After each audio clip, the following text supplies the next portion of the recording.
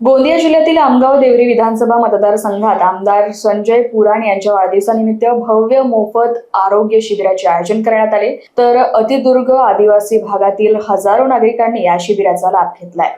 डोळे तपासणी, रक्त तपासणी, कॅन्सर तपासणी, मोतीबिंदू तपासणीसह विविध आजारांची तपासणी करण्यात आली। सुमारे 600 ते 700 नागरिकांना मोफत चष्म्याचे वाटप करण्यात आले।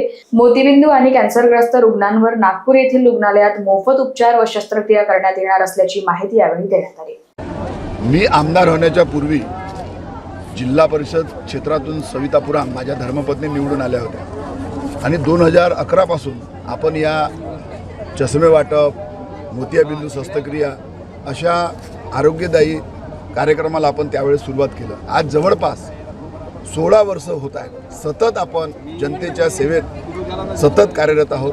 त्यांचे अडीअडचणी, त्यांचे दुःख, त्यांच्या जे काही समस्या असतील ते आपण सोडवतो, पण त्याचबरोबर आरोग्याची आपण विशेष काळजी घेतो। जसं आज कॅन्सरसारखे आजार असतील, हार्टसारखे असतील बिमाऱ्या, अजून काही किडनी असेल, लिव्हर असेल, शुगर असेल, बीपी असेल, असे अनेक आजार लोकांना असतात, परंतु ते तपासणी करत नाही। त्याच्यामुळे त्यांना समजतही नाही की आपल्याला नेमकी बिमारी कोणती झाली आहे, आणि म्हणून आपण ते सर्व तपासण्या मोफत माझ्या वाढदिवसानिमित्त दरवर्षी आपण हे कार्यक्रम करत असतो। मी सविता संजय पुराण, माजी महिला बालकल्याण सभापती, जिल्हा परिषद गोंदिया।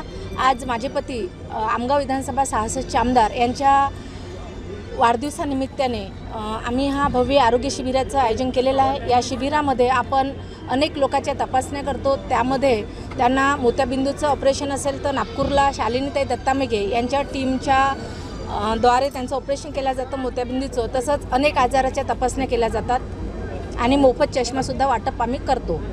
जवळपास किती लोकांना इथं आज साधारणतः 1000 लोकांचं आमचं टार्गेट होतं आणि 1000 मध्ये साधारणतः 600 ते 700 चष्मे वाटप, त्यात 150-200 मोत्याबिंदूचं ऑपरेशन, आणि बाकी ज्यांना काही गाठ असेल किंवा कॅन्सरचं काही लक्षण असेल अशा लोकांना तिथे आम्ही शालिनीताई दत्ता मेघे इथे 12 तारखेला त्यांची गाडी येऊन त्यांना नेतील आणि त्यांच्या इतर सगळ्या तपासण्या करून त्यांचा इलाज केला जाईल। उद्याचा त्यांचा 7 ऑगस्टचा वाढदिवस आहे। त्यानिमित्ताने उपकेंद्राचे लोकार्पण सोहळे आहेत, काही वाचनालयाचे लोकार्पण सोहळे आहेत त्यांच्या आमदार निधीतून केलेले। तसंच भव्य रक्तदान शिबिरसुद्धा आयोजन केलेलं आहे। मागच्या वर्षी रक्तदान शिबिरामध्ये 161 लोकांनी रक्तदान केलेलं होतं। उद्याचं आमचं साधारणतः 261 लोक ब्लड डोनेट करतील असा आमचा प्रवास सुरू आहे आणि अशा पद्धतीने आम्ही गंगाबाईची टीम रक्तदान घेण्यासाठी बोलवलेली आहे। Gondia bureau report, Lokvahini media, Gondia.